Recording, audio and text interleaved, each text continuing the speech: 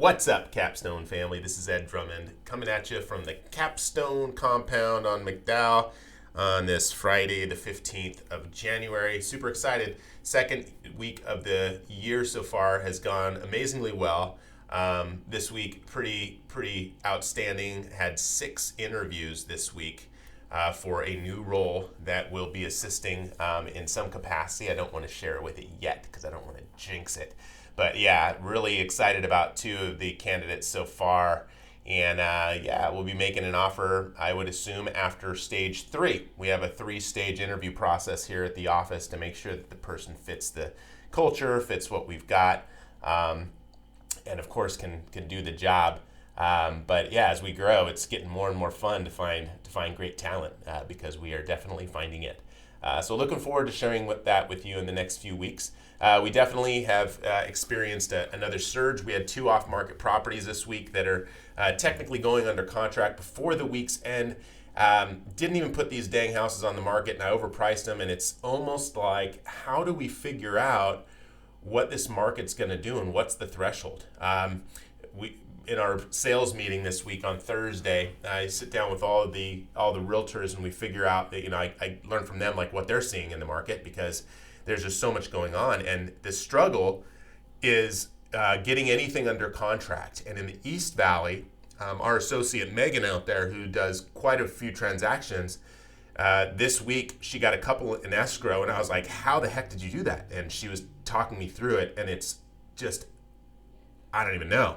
The expectations that she's got to set with buyers right now for what they're going to be able to do to buy these properties is just out of control. We've got properties that we're pricing what we think is higher than what the market or the neighborhood could support via comps.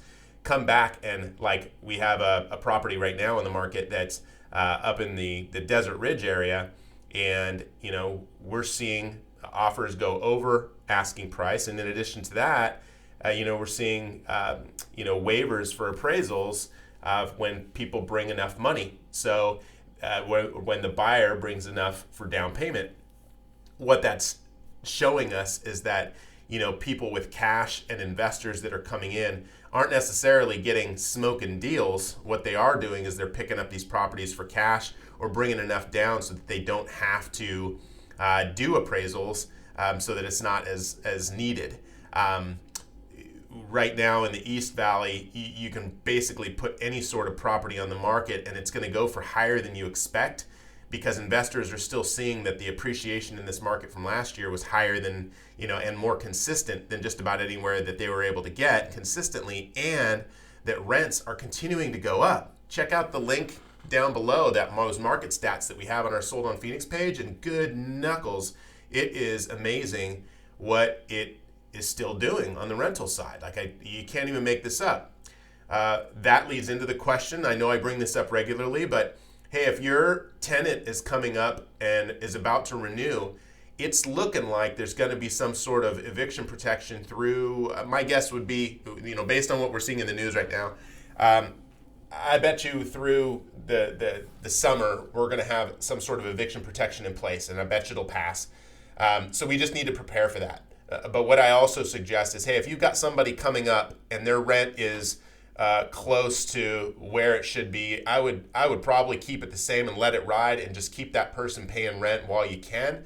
The amount to flip the property, it's kind of like, what is the pros of pushing that person out, and how much is it going to cost you to rehab that property and then may still run into a similar problem, right? So it's that risk versus reward.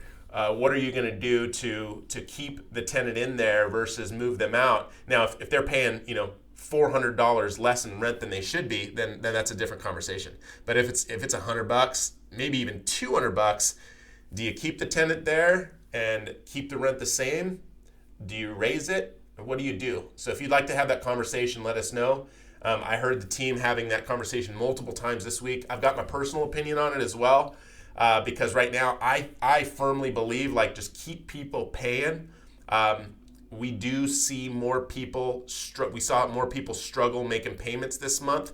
However, most of them did come through in the end, But yeah, for a minute it was touch and go this January. We were going, uh-oh, is this what the new year is going to be? And then all of a sudden it started changing over a little bit. So I hope that helps. We're going to keep getting you real information this year. I want to make sure that you see what's going on behind the scenes. We're going to be doing more transactions this year. We're going to be working with more clients, have experience with more people. It's already starting that way. It's great already. Touching and helping so many people, it feels like we're doing the right thing. And we hope that, as we grow, your feedback, again, always appreciated. And we're just going to keep growing and making changes and bettering our service as best we can.